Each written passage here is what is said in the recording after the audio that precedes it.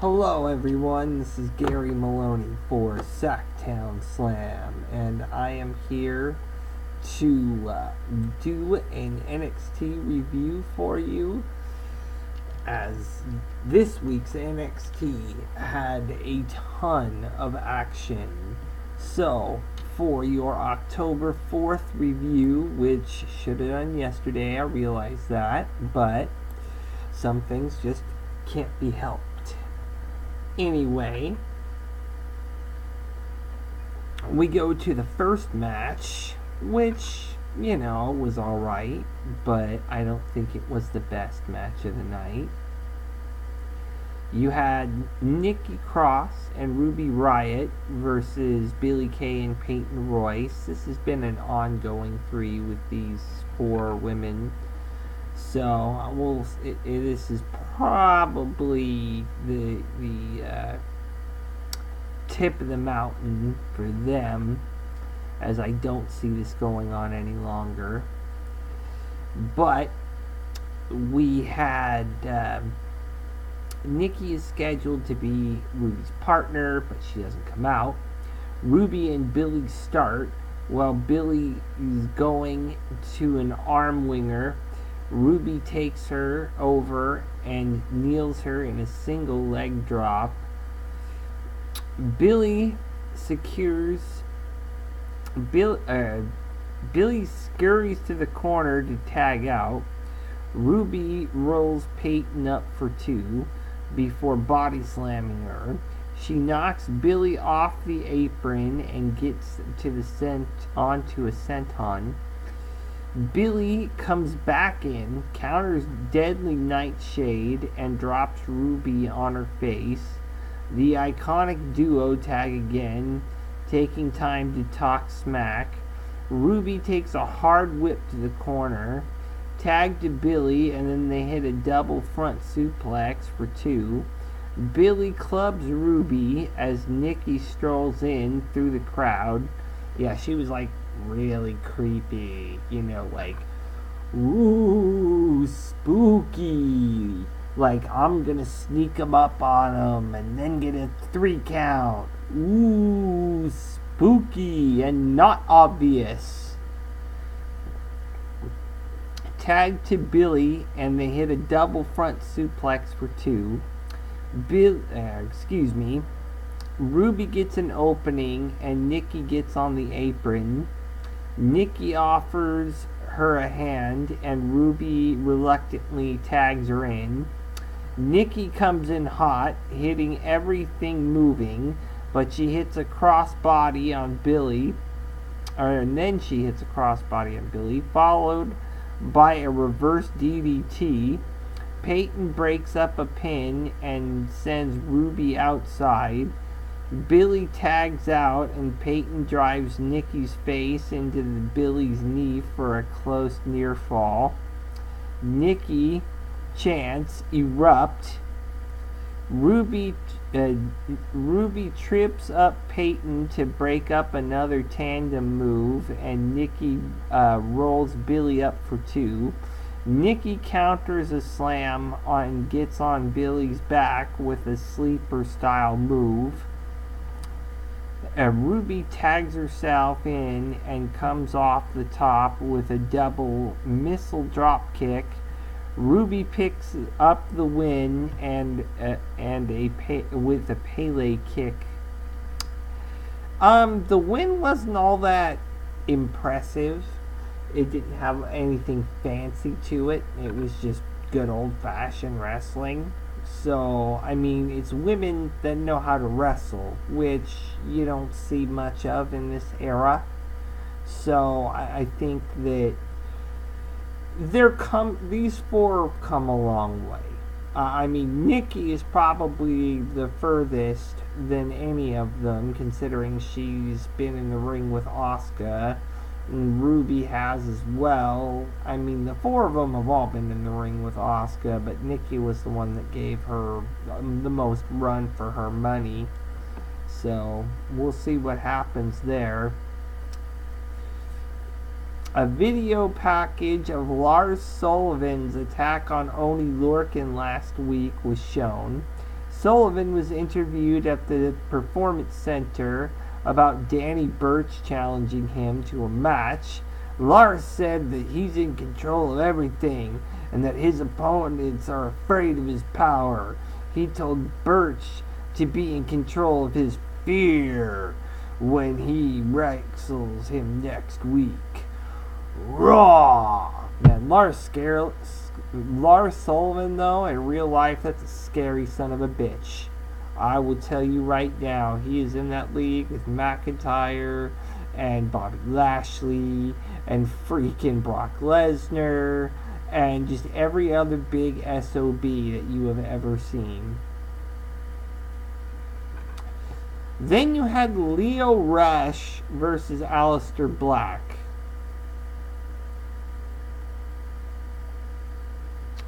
Okay, he delivers a spinning elbow drop complete with gyrations before wait. Oh, yeah, Lio Rush and Aleister Black did not happen. Why? Because the Velveteen Dream decided to invade, beat the shit out of Lio Rush, and then told Aleister Black he delivered a spinning elbow drop completed with nice little Goldust style gyrations, kind of like Big E and Goldust kind of thing.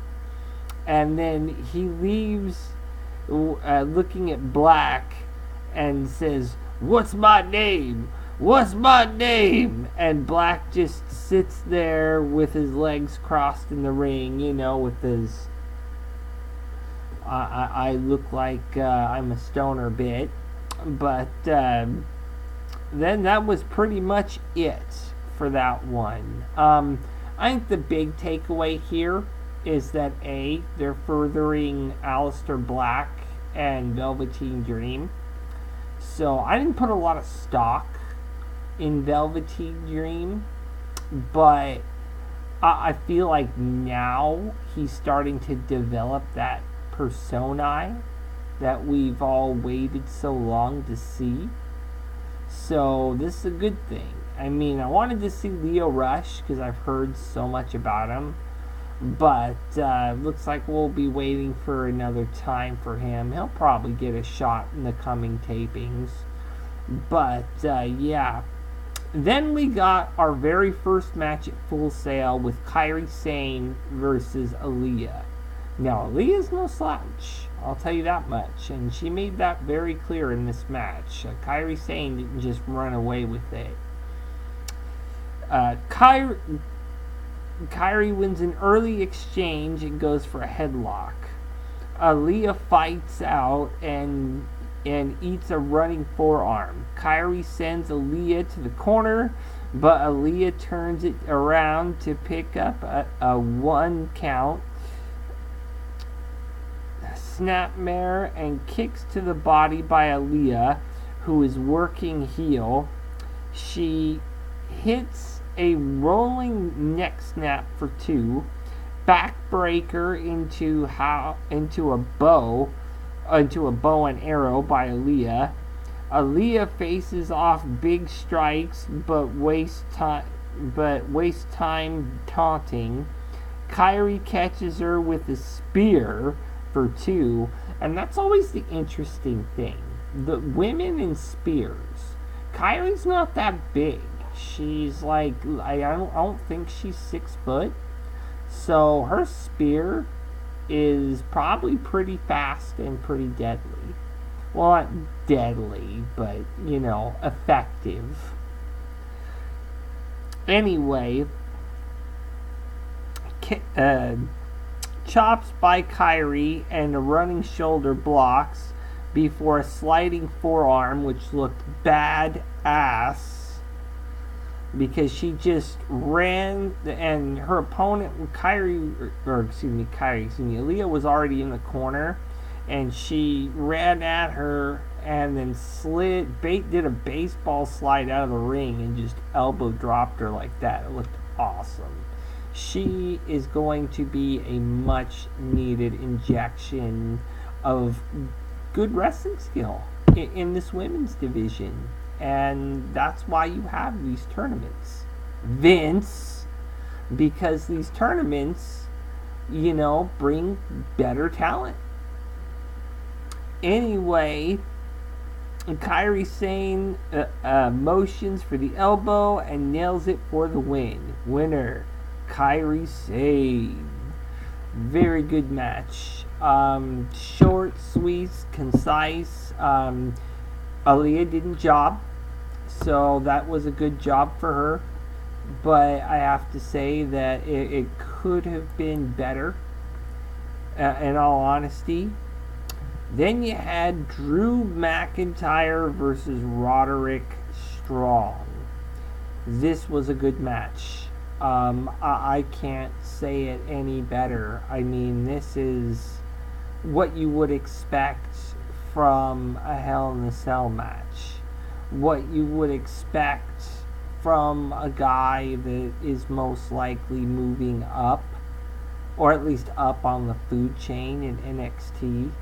I feel like, this match just shows you how good Roderick Strong is. I mean, we all knew Drew McIntyre was good, but Roderick Strong, I think he almost surprised us all with this one. Strong does his best to avoid Drew's power early. Headlocked by the challenger, and Drew struggles to break it. He finally does and shoulder blocks Roderick down.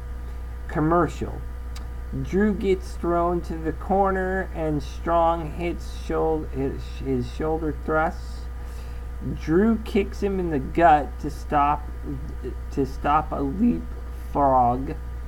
Drew hits a ridiculous overhead belly to belly, and Strong rolls outside to regroup. Outside, Drew drops Strong on his elbow and fires off chops. Strong fights back and comes off the apron with a jumping knee, which he got that thing like 6 feet high. I mean, damn. As they fight on the stairs, Strong hits a backbreaker on them. As they fight on the stairs, Strong hits a backbreaker. Not on them, on him. Why the site needs to learn fucking proper grammar. But yeah, he hit a backbreaker on Drew McIntyre that changed the complexity of the whole match, because it gave Roderick Strong something to target. Anyway, back inside, Strong hits another backbreaker. Strong stomps away on Drew in the corner. Drew gets an opening after a hard whip to the corner. Strong stops his momentum with a big drop kick. Strong starts in with big stomps. Drew fights him off, but eats elbows and a forearm. Drew hits a suplex, heading into another break. Return. Strong hits another chop to the forearm. Drew kips up and nails a big boot. They trade boots in the corner before Drew hits the reversed Alabama slam, which looks like it fucking hurt. I wouldn't want to be Alabama slammed by Drew McIntyre, that's for sure.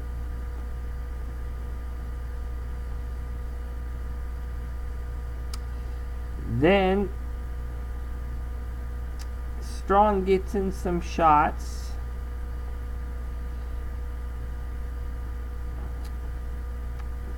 Before hitting an angle slam for 2.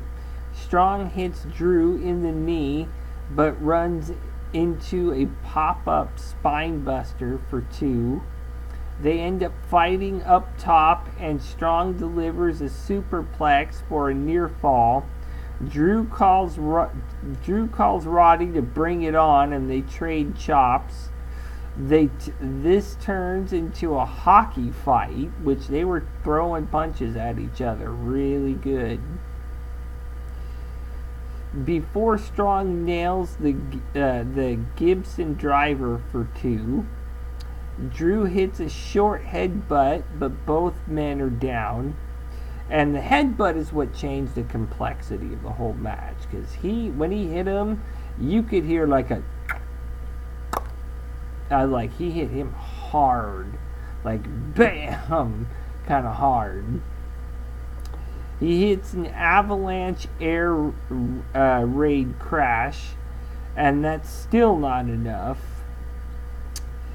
Drew wants a claymore, but Strong hits a high knee, follows with 2 more running knees, and a running face slam. Strong calls for the sick kick and hits the sick kick, only for Drew to kick out of it. Outside, Drew catches Strong and power bombs him into the steel post. He rolls Strong inside and hits Future Shock. Drew looks up at Strong with respect before hitting the Claymore to retain. Post-match, and this is the interesting part, because a lot of people have been speculating if this would happen or not. So, anyway, post-match, Roderick is on the stage when Undisputed Era walks out and pats Roderick Strong on the back. Cole talks to Strong before leaving. Drew looks perplexed, and so does Strong. If Roderick Strong were to join the Undisputed Era, it would not surprise me, seeing as it does not look like Bobby Roode is going to be coming back anytime soon. So, yeah, this was big. Now, some other big news for NXT, which was reported today by Dave Meltzer, was that NXT this November is hosting the first War Games, I think, since '99, since they purchased the product, because they never used the 2-ring steel cage type of thing. So this is a big thing. This is probably what Regal's big announcement was. So I get the feeling that we are headed for some big things there. Not to mention that we've got just a lot from getting that, and that there's more talent to come from the Mae Young Classic, which everyone's already kind of said that was going to be the case.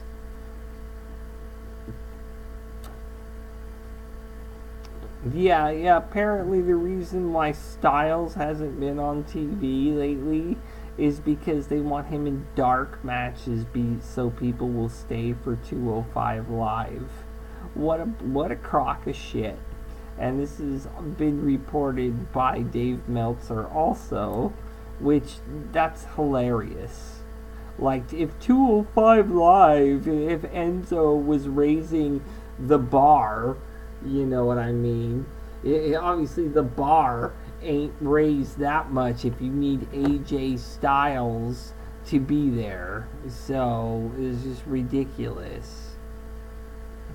And, it's funny because there was a quote here from Cody Rhodes as far as them bringing back War Games on top of Starrcade, which they're also doing. So,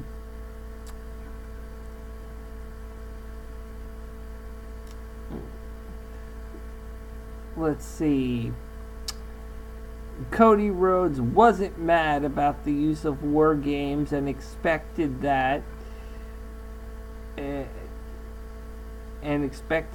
care and effort will be placed into it, was the way he put it. I'm not mad. I was told H worked for my dad and then my dad worked for him. they were friends. Care and effort will be placed into it, and that was done by said by Cody Rhodes specifically. So I get the feeling that, that's a big deal. Last piece of news before I end this. There has been official timeline now. Jeff Hardy's out 6 months, period. He needed 2 surgeries. I guess the first one was to repair his rotator cuff, and then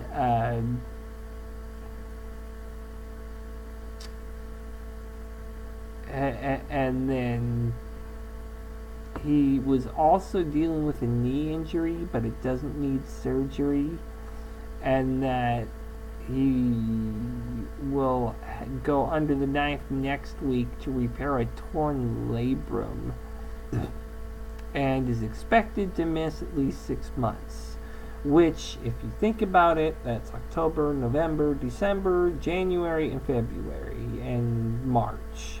So he could probably make a WrestleMania, surprise, which is more than likely what is going to happen.